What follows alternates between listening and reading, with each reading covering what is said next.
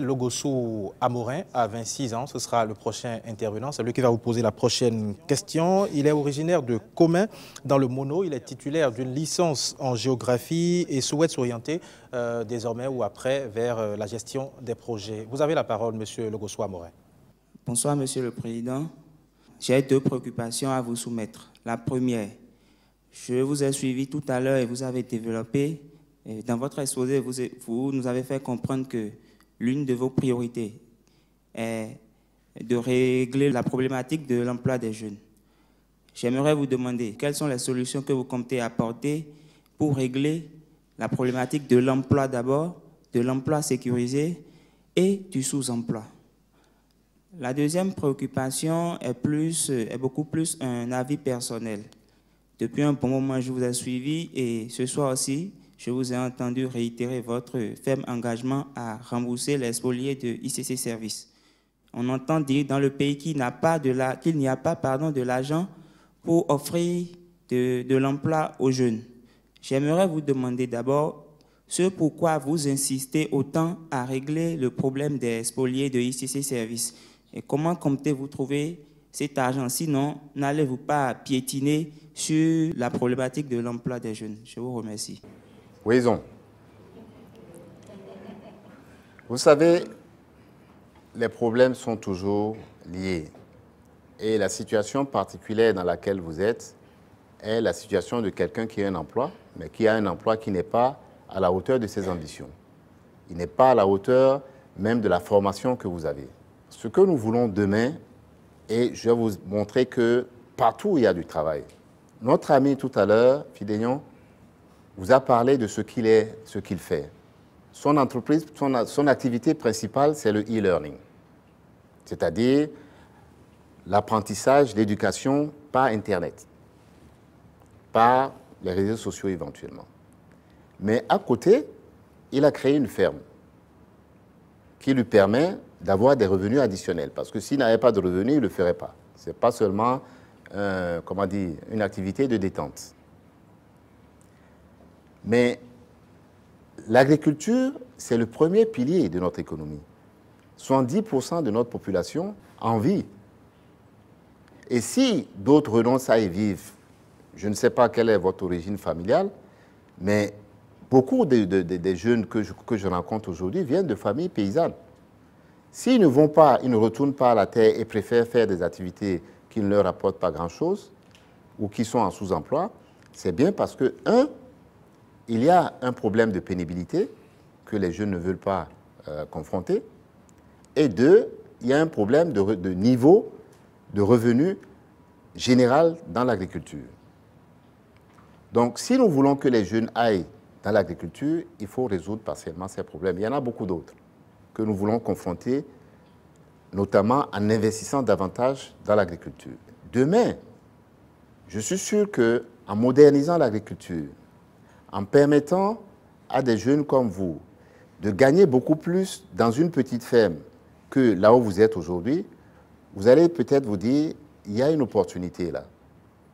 Je préfère peut-être aller dans une ferme de 5 hectares, 10 hectares, que de faire ce que je suis en train de faire. Donc ça, c'est une première voie de où est-ce que vous pouvez aller demain pour avoir du travail.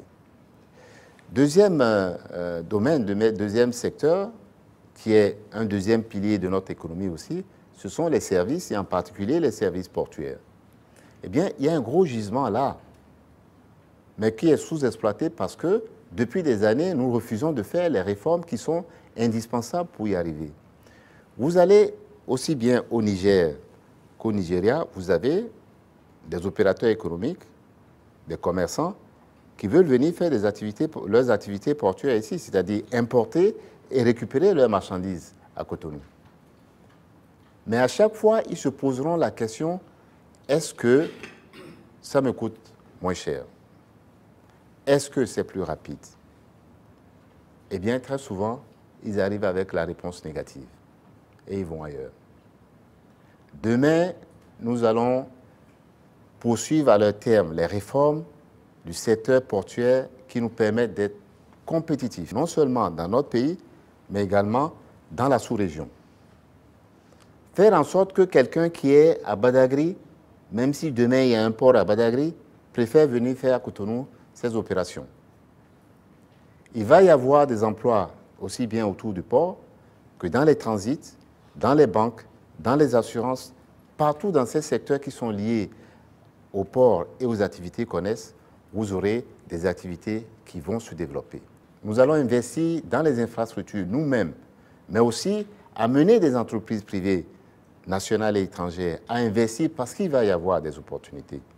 Donc, voilà un peu dans quel domaine je pense que demain, il va y avoir du travail, non seulement pour ceux qui n'en ont pas aujourd'hui, mais également pour ceux qui en ont et qui sont sous-employés, comme vous, comme certains qui font des millions, etc. La deuxième question qui est liée un peu à ça, c'est est-ce que nous avons de l'argent pour faire tout ça? Et comme disait quelqu'un d'autre qui, à mon avis, en sait un peu plus, est-ce qu'il ne faut pas mieux mettre le peu d'argent qu'il y a pour chercher du travail aux gens que de rembourser les gens d'ICC Services? Mais, chers amis, les deux sont liés.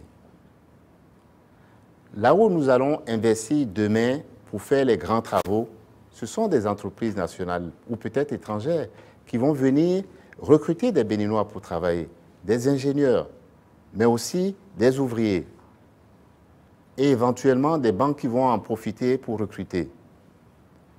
Mais si nous ne faisons pas ça, le risque est là que demain, quand je vais émettre une obligation pour aller chercher l'épargne, je suis certain qu'elle va refuser de souscrire parce qu'on ne lui a pas remboursé les 450 000 qu'on lui doit.